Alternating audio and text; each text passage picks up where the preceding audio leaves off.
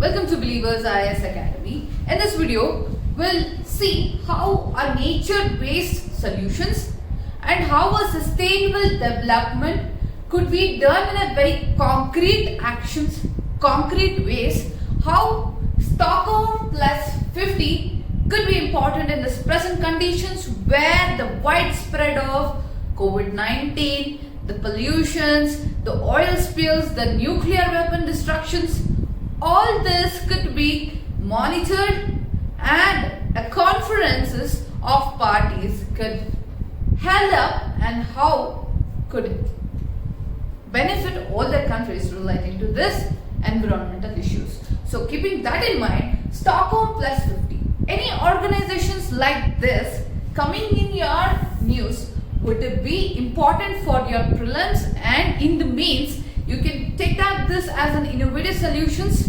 and give them as an organization could which can contemplate all these solutions for your any concerns relating to the environmental and the balance of your economic imbalances also. Such good example is your COVID-19 pandemic where there was a environmental increase, environmental pollution got decreased, but the economical leverage on the people got increased. So there is an imbalance between the environment and the economy. So to conquer that problems, such conferences, such initiatives could be very helping. So we will look at what is the Stockholm plus 50 and what are the significances, features, and how this could help in overcoming our environmental needs. So Stockholm plus 50 is a high level meeting that the government of Sweden, plans to hold in conjunction with the 50th anniversary of the first UN conferences on the human environment. So in remembrance or in the memory of having this 50th anniversaries of UN conferences on the human environment in 1972 Stockholm conference. After the 1972 Stockholm conferences, there was a tremendous and a transition between your environmental pollutions and the way the governments looking at the environmental problem was also changed, and the guidelines which provided from the Stockholm River, that could be about the POPs, the pollutants, or could be about the water conservation. Everything was a success after 1972 Stockholm conferences too. Giving a reminder of that, Stockholm plus 50 was held, the high level meeting was held. So 1972 Stockholm conference. As I was telling about it, what is the significance of the Stockholm conferences? How did it benefit us? See, the Stockholm conferences was the first UN conferences on the environment and was held between 5th and 16th June 1917 in a place named as Stockholm. And the meeting was very much fruitful that we had many byproducts of that meeting. That could be the Stockholm Declaration. The outcome of this meeting was the Stockholm Declaration.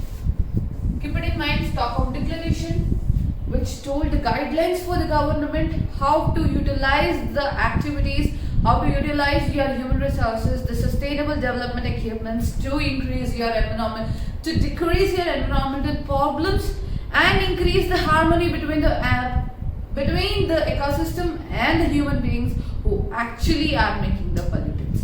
Then it included several principles that's still important for the environmental managers also. Then another result of the meeting could be the establishment of UNEP. Keep it in mind, UNEP being a very active organization with respect to economic activities and the environmental issues. UNEP is a very vital instrument, and the programs was and World Environment Day was held on June 15 was also confirmed from these conferences. So keep it in mind, 1972 Stockholm conferences become such huge where we got the Stockholm Declarations, the guidelines, the World Environmental Day and the UNEP organizations also. Then the background. What is the background of it? How this conferences had a background. See, it's been a generation since the global leaders met in Stockholm in 1972 to discuss environmental challenges. So whenever you get, see, a Stockholm agreement and Stockholm conferences are different. Stockholm agreement relates to the Houthis rebellion which is going on. So Stockholm agreement and Stockholm plus 50 should not be confused. So Stockholm conferences mainly relates to your environmental challenges, then concerns where the local environment, there are a stock of climate changes or even the depletion of ozone, all that came later after 1972. So the ozone layer, the climate change, the ice cap melting, all the serious concerns of the environmental issues were taken in these conferences. Then a discussion was a toxification of environment as water and air were foul. So when the water and air were turning out to be foul, filthy and very diminishing positions, this conference came into place where they guided the government regarding the sustainable usages of this water and the air, where it would help the people, hence helping the future generation to also access this natural habits. Then this was about the background. So the progress for 50 years. What is the progress? See, toxification was at its peak. What is the progress of this 50 years? What is the progress we found? Toxification of environment is still pressing concern. Don't you feel like that? So whenever you get out of your home, you're not able to breathe a good air. Neither your water nor your air. Rather you just get into some costliest thing, you get some purity. So this is how toxification is still a pressing concern, even though such good conferences are going on, the guidelines are given up, then countries have indeed cleaned up locally but added to emissions in the global atmosphere. Don't you feel like that? The space debris, as you can see, is increasing day by day. Every country wants to develop, every country wants to move out to spaces, which in turn leads to global atmospheric deterioration. Then now we are out of time as the climate change impacts are spiraling out of control. So this is the progress report. After 50 years also, the climate change is becoming uncontrollable, undesirable and unpredictable. So whenever it's the time of summer, it's time of winter, we are facing adjust things where it is swapped. When it's the time of summer, we are in the winter. So there is a contradiction between all this climate change and they are leading to the uncontrollable positions. So this is the progress after the 50 years. Then what is the ecological perils of ecological globalization? This word, keep it in mind, could be important. You can use such words in your answers for defining a unique concept. See, the ecological globalization, what is that? See, stitched up the global ecological framework, Stockholm 1972, stitched up the global ecological framework in terms of many generations. Many agreements regarding the POPs, regarding the air pollution, water pollution, it's tried to stitch up the things. But during this time, we also signed another agreement, free trade, the economic globalization agreements. Don't you feel all these agreements are signed between the parties? But where are the results? So even though after the 50 years, we are seeing that climate change is a very bigger concern, and children like Greta Thunberg and many other people are getting out of the comfort zone and protesting for their brighter future. So even though these ecological balances are not happening, these agreements are signed, but we never really understood how to use these two frameworks, ecological and economic globalization. So in turn, these two concepts go in hand, where ecological and economical globalizations could be important and it would counteract each other. As a result, we have worked to build an economic model based on discounting the prices of labor and of environment.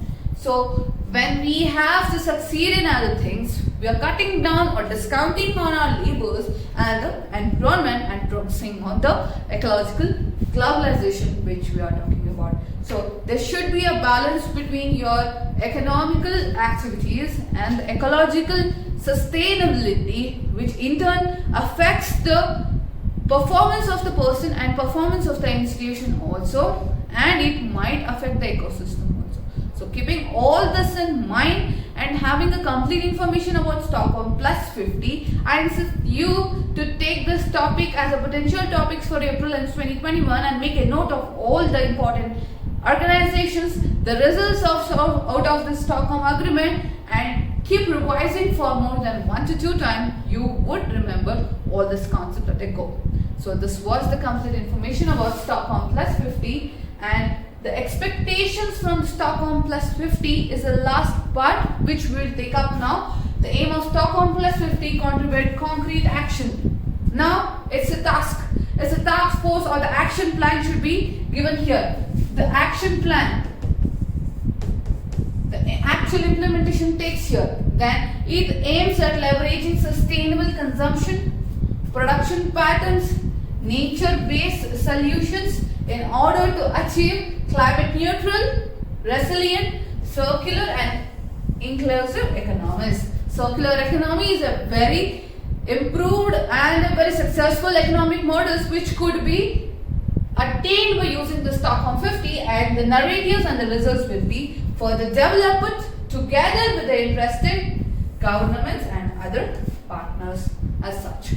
So keeping all those expectations, let us hope for the best. Let us conserve the environment and stay back on this. Stick to this, all the guidelines, and the governments on their end should be very sustainably developing the products such that we conserve, preserve our environment for the future generations also. So making that thing in a note, try to be sustainable in your activities and try to oblige the environment. Nature-based solutions are a go for all these problems. So, and for any such interesting videos, you can subscribe to our YouTube channel, Believers IS Academy, and you can also follow us on Facebook, Twitter, Tumblr, Instagram for any instant updates. And you can also call upon our number 9611005946 for any further information regarding the UPSC examination. And you can also visit our website believersis.com and have the daily editorials, RSTV, LSTV summaries for other current affairs revisions also. So I conclude by this, and Ashwarya signing off, and thank you.